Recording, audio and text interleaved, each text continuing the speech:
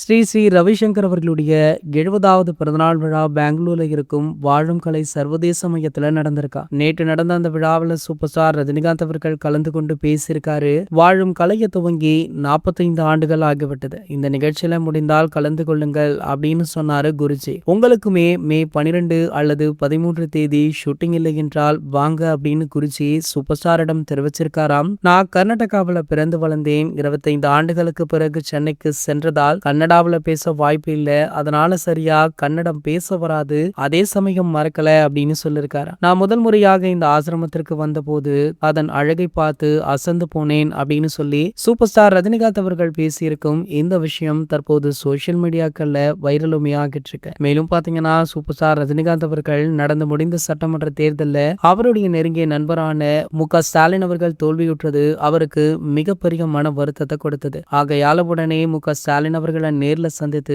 ஆறுதலுமே சொல்லியிருக்காரு. சோ அதனுடைய புகைப்படங்கள் வீடியோக்கள் சோசியல் மீடியாக்கள் வழியாக விரலாச்சு. இது மிகப்பெரிய சர்ச்சையுமே கிளப்பியது. அதாவது வெற்றி பெற்ற விஜய் அவர்களுக்கு நேரில் சென்று வாழ்த்து சொல்லல, தோல்வியுற்ற மு.க. ஸ்டாலின் அவர்களை நேர்ல சந்தித்து ஆறுதல் சொல்லியிருக்கார் சூப்பர் ஸ்டார் அவர்கள். இதிலேயே அவருடைய வன்மம் தெரியுது அப்படின்னு சொல்லி பலர் எதிராக கருத்துக்களை தெரிவிக்க ஆரம்பிச்சாங்க. இந்த நிலையில பாத்தீங்கன்னா மு.க. ஸ்டாலின் அவர்கள் சமீபத்துல பத்திரிகையாளர்களை சந்திச்சிருக்காரா. சோ அப்போது சூப்பர் ஸ்டார் பற்றி கேள்வி எழுப்பப்பட்டது.